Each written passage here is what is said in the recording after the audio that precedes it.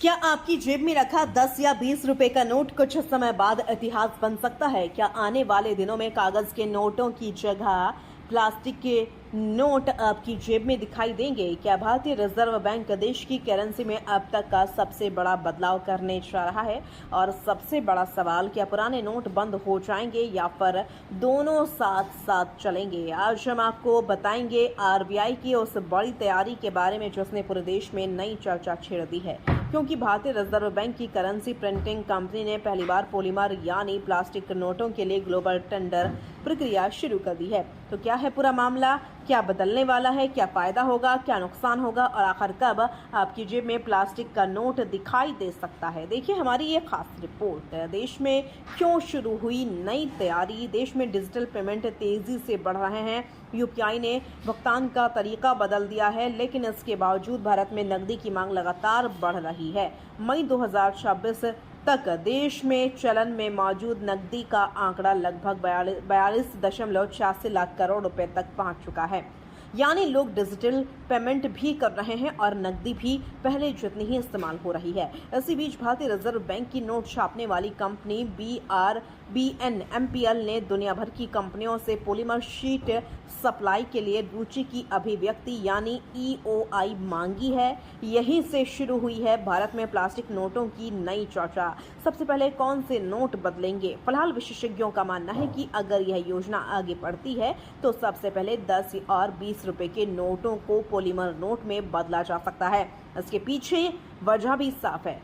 यही दोनों नोट सबसे ज्यादा इस्तेमाल होते हैं और सबसे जल्दी फटते, गंदे होते और चलन से बाहर हो जाते हैं। यानी सबसे ज्यादा लागत भी इन्हीं नोटों पर आती है। आखिर क्या होते हैं पॉलीमर नोट्स? अब सवाल उठता है, क्या ये प्लास्टिक के साधारण नोट होते हैं? जवाब है नहीं। ये सामान्य प्लास्टिक नहीं बल्कि एक विशेष प्रकार की पॉलीमर फिल्म पर तैयार किए जाते हैं। इस पर एक खास सफेद कोटिंग की जाती है जिस पर पूरी करेंसी छापी जाती है।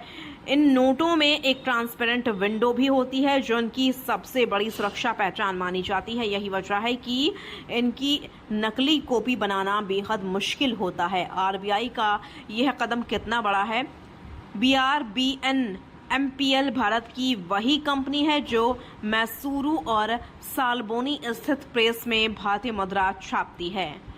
अब इसी कंपनी द्वारा पॉलीमर शीट खरीदने की प्रक्रिया शुरू करना सिर्फ एक विचार नहीं बल्कि भविष्य की तैयारी माना जा रहा है। हालांकि यह भी साफ कर दिया गया है कि अभी कोई अंतिम फैसला नहीं हुआ है। आरबीआई गवर्नर ने क्या कहा था? 5 जून 2026 को मौद्रिक नीति समीक्षा के बाद आरबीआई गवर्नर संजय मल्होत्रा ने कहा था कि पॉलीमर नोटों का प्रस्ताव विचाराधीन है।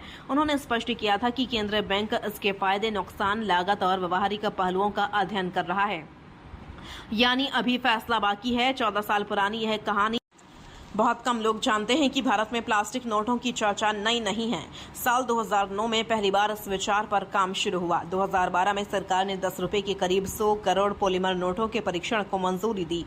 2014 में कोच्चि, मैसूर, जयपुर, शिमला और भुवनेश्वर जैसे अलग अलग मौसम वाले शहरों में ट्रायल की योजना बनी, लेकिन 2016 के बाद तकनीकी और परिचालन कारणों से यह पूरी योजना ठंडे बस्ते में चली गई।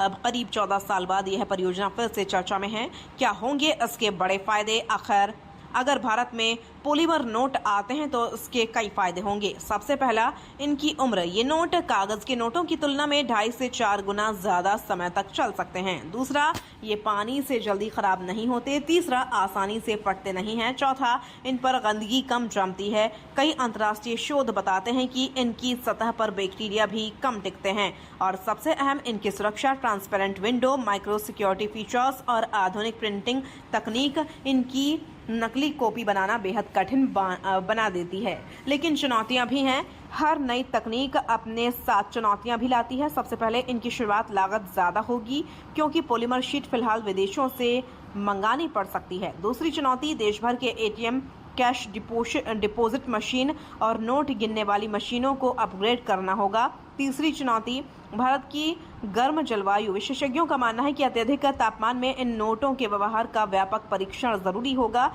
कुछ देशों में लोगों ने यह भी शिकायत की कि पॉलीमर नोट आपस में चिपक जाते हैं और ज्यादा मोड़ने पर स्थायी सिलवट पड़ जाती है। दुनिया में कहां-कहां चल रहे हैं ऐसे नोट? दुनिया में सबसे पहले 1988 में ऑस्ट्रेलिया ने पॉलीमर नोट शुरू किए। इसके बाद Canada, Britain, Singapore, New Zealand, Vietnam, Malaysia, Brunei समेत 40 से ज्यादा देशों ने इन्हें अपनाया है। इन देशों का अनुभव बताता है कि शुरुआत में खर्च ज्यादा होता है, लेकिन लंबे समय में सरकार की लागत कम हो जाती है। क्या पुराने नोट बंद हो जाएंगे? सबसे बड़ा सवाल यह है, क्या कागज के नोट बंद हो जाएंगे? इसका जवाब है अभी नहीं। फिलहाल सिर्फ EOI जारी हुई है। इसके बाद टेंडर, तकनीकी परीक्षण, सुरक्षा परीक्षण, सैंपल प्रिंटिंग और पायलट प्रोजेक्ट जैसी कई प्रक्रियाएं होंगी। अगर सब कुछ सफल रहा तो शुरुआत 10 और 20 रुपए के नोटों से हो सकती है। कुछ समय तक कागज और पॉलीमर दोनों तरह के नोट एक साथ चलेंगे। तो कुल मिलाकर भारत की करेंसी व्यवस्था एक बड़े बदलाव की दहलीज पर खड़ी दिखाई दे रही है। फिलहाल आपके पुराने नोट पूरी तरह वैध हैं और उन्हें बदलने की कोई जल्दबाजी नहीं है, लेकिन अगर आने वाले वर्षों में आपकी जेब में कागज की जगह प्लास्टिक का नोट दिखाई दे तो हैरान मत होइएगा, क्योंकि भारत अब डिजिटल इंडिया के साथ साथ स्मार्ट करेंसी सिस्टम की ओर भी बढ़ रहा है। अब सवाल आपसे, क्या आपको लगता है कि भारत में पॉलीमर नोट शुरू होने चाहिए? कैसे नकली नोटों पर रोक लगेगी और सरकारी खर्च भी कम होगा, या फिर कागज के नोट ही बेहतर हैं? अपनी राय हमें कमेंट बॉक्स में जरूर बताइए।